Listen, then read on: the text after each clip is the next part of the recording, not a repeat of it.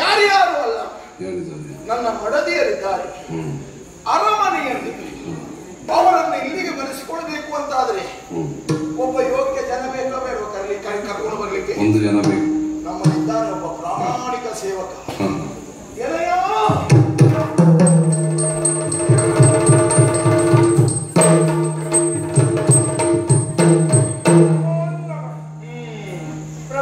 ನಿನ್ನ ಕೆಲಸ ಮುಗಿಯಿತು, ಈಗಲೇ ನೀ ಹೊರಡಬೇಕು.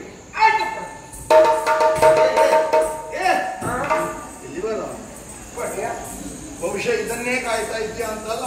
ಯಾಕೆ ಬುದ್ಧಿ? ಯಾವಾಗ ಮನೆಗೆ ಹೋಗುವುದು ಅಂತ. ನೀವು ಬಾ ಅಂತ ಹೇಳಿದ್ರಿ, ನಾ ಬಂದೆ. ಹೋಗುವಂತ ಹೇಳಿದ್ರಿ ಮತ್ತು ಹೋಗುದೇ ಬಿಟ್ಟು ಪ್ರಶ್ನೆ ಮಾಡುವ ಅಧಿಕಾರ ನಮಗಿಲ್ಲ ಒಡೆಯ. ಈಗ ನಾನು ಅಧಿಕಾರವಾಣಿಯಿಂದ ಹೋಗುವಂತ ಹೇಳುವಾಗ ಎಲ್ಲಿಗೆ ಅಂತ ಕೇಳಬಾರ್ದ? ಎಲ್ಲಿಗೆ ಅಂತ ತಮ್ಮ ಹತ್ರ ನಾ ಕೇಳಿದ್ರೆ ಅದು ಅಧಿಕ ಪ್ರಸಂಗ ಆಗುವುದಿಲ್ಲ ಒಡೆಯ. ಅಲ್ಲ, ನೀ ಮತ್ತೆ ಹೊಸದಾಗಿ ಆಗಬೇಕಾ? ನೀನಿದ್ದ ಸಾಲೆ ಅದಲ್ವ? ಒಮ್ಮೊಮ್ಮೆ ನಿನ್ನ ಅಧಿಕ ಪ್ರಸಂಗವು ನಮ್ಮ ಮನಸ್ಸಿಗೆ ಮುದ ಕೊಡ್ತದೆ. ಹಾಗಾಗಿ ನೀನು ನನ್ನ ಜೊತೆಯಲ್ಲೇ ನಿನ್ನ ನಿಂತ್ಕೊಂಡದ್ದು. ಸರಿ ಪ್ರಭು. ಹೇಗ ದಿಗ್ವಿಜಯದ ಆ ಒಂದು ಸೊಬಗೆಲ್ಲ ಹೇಗಿತ್ತು? ಹೌದು. ಅನೇಕ ಅನೇಕ ವೀರಾದಿ ವೀರರನ್ನೆಲ್ಲ ದೂರದಲ್ಲಿ ಸೋಲಿಸಿದ್ದೆ. ಪ್ರತಿಯೊಬ್ಬರೂ ನನಗೆ ತಲೆ ಬಾಗಿದವರಿದ್ದಾರೆ. ಅದರಲ್ಲೂ 3 ದಿನದ ಹಿಂದೆ ಆದ ಗೆಲುವು ಉಂಟಲ್ಲ, ಆ ಪಾಪಿಗಳ ಎದೆ ನಲಿಮೆ ನಡೆಸಬೇಕು. ಇನ್ನು ಜೀವಮಾನ ಪೂರ ಅವರು ಕಲಿಬೇಕು. ಆ ರೀತಿಯಲ್ಲಿ ನಾವು ಗೆದ್ದಿದ್ದೇವೆ, ದಿಗ್ವಿಜಯವನ್ನು ಸಾಧಿಸಿದ್ದೇವೆ. ಆ ಪಾಪಿಗಳು 3 ಬಾರಿ ನಮ್ಮ ಮುಂದೆ ಬಂದ್ರೆ ಹೌದಾ? 3 ಬಾರಿಯೂ ನಮ್ಮನ್ನು ಮುಗಿಸಿದ್ದೇವೆ. ಇನ್ನು 100 ಬಾರಿ ಬಂದರೂ ನಾವು ಮಾಡುವುದೇ.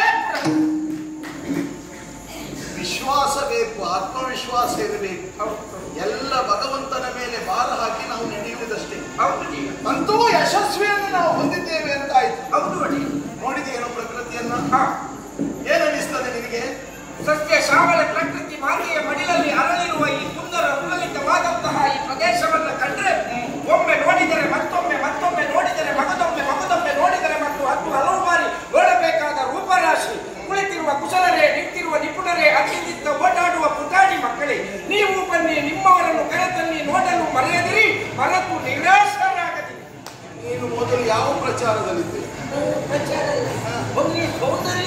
ಪ್ರಕೃತಿ ಸೌಂದರ್ಯವನ್ನು ಕಂಡಾಗ ನಿನಗೆ ಹಾಗೆ ಹೇಳಬೇಕು ಅಂತ ತಿಳಿಸಿ. ಹೌದು ಬಡಿ. ಈಗ ಕಾಲ ಯಾವುದು ಅಂತ ಗೊತ್ತಾಯ್ತಾ? ಇದು ಮಧ್ಯಾಹ್ನ. ಯಾವ ಮಾಸ ಇದು?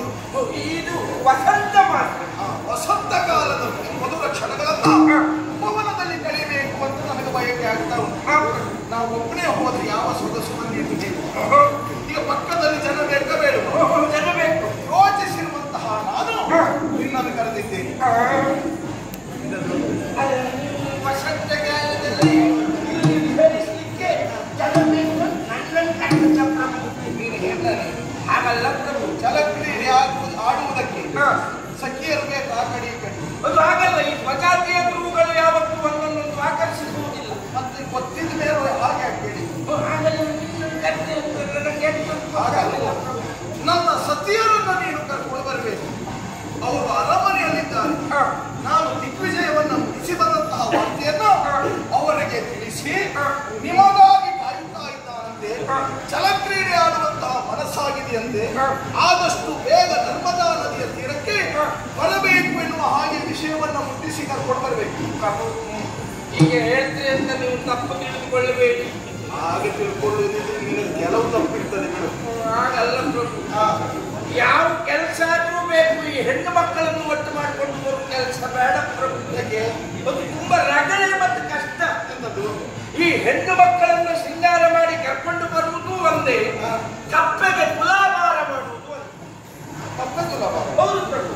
ಅಂದ್ರೆ ಒಂದು ತಕ್ಕಡಿ ಇಟ್ಕೊಳ್ಳುವುದು, ತಕ್ಕಡಿಯಲ್ಲಿ ಒಂದು ಕಪ್ಪೆಯನ್ನು ತೆಗೆದು ಒಂದು ಬದಿ ಹಾಕು, ಇನ್ನೊಂದು ಕಪ್ಪೆಯನ್ನು ತೆಗೆದು ಇನ್ನೊಂದು ಬದಿ ಹಾಕು ಎನ್ನುವಾಗ ಈ ಕಪ್ಪೆ ಕುಸುಕ್ಕನೆ ಹಾರಿ ಆಚೆ ಹೋಗುವುದು. ಅದು ನಿಂತ್ಕೊಂಡು ಒಂದು ಮತ್ತೆ ತಕ್ಕಡಿಗೆ ಹಾಕುವಾಗ ಈಚೆ ಬದಿ ಇದ್ದದ್ದು ಮತ್ತೆ ಕುಸುಕ್ಕನೆ ಆ ಕಡೆ ಓಡಿ ಹೋಗುವುದು. ಈ ಹೆಣ್ಮಕ್ಕಳು ಹಾಗೆ ಒಬ್ಬರನ್ನು ತಯಾರು ಮಾಡಿ ಕರ್ಕೊಂಡು ಬರುವಾಗ ಮತ್ತೆ ಯಾರಾದ್ರೂ ಸಿಕ್ಕಿದ್ರಂತೆ ಅವ್ರು ಆ ಕಡೆ ಮತ್ತೆ ಪುನಃ ಅವರು ಶ್ರೀಶಕ್ತಿ ಸಂಘದ ಮಾತುಕತೆಯಲ್ಲೇ ಇರ್ತಾರೆ. ಬಿಟ್ಟರೆ ಅವರು ಈ 2 ಜಡೆ ಒಟ್ಟಾಗುವ ಕೆಲಸ ಕಷ್ಟ. ನಿನ್ನತ್ರ ಹೋಗಿ ಊರಿನಲ್ಲಿದ್ದ ಹೆಣ್ಮಕ್ಕಳನ್ನು ಕರ್ಕೊಂಡು ಬಾ ಅಂತ ಹೇಳಿದ್ದಲ್ಲ? ಹೇಳಿಲ್ಲ. ಅರಮನೆಗೆ ಹೋಗಿ ನನ್ನ